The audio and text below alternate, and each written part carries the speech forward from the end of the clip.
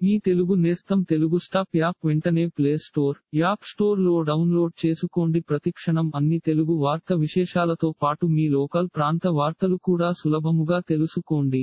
నిర్మల్ జిల్లా భైంసాలో బీజేపీ విజయసంకల్ప యాత్ర కొనసాగుతోంది. యాత్రలో భాగంగా ఎంపీ లక్ష్మణ్ మాట్లాడుతూ కీలక వ్యాఖ్యలు చేశారు. మతోన్మాద రాజకీయ పార్టీలను ఎదుర్కొనే శక్తి కేవలం బీజేపీకే ఉందన్నారు. రాష్ట్రంలో బీఆర్ఎస్, కాంగ్రెస్ పార్టీల డీఎన్ఏ ఒక్కటేనని పేర్కొన్నారు.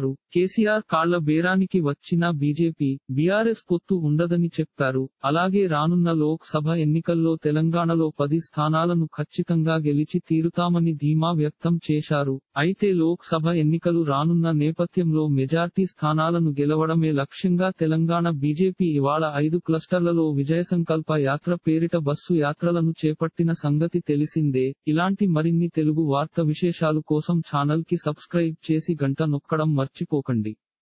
ఈ వీడియోని తోటి మిత్రులకి షేర్ చేయండి. మీ అభిప్రాయాన్ని కామెంట్ లో తెలపండి.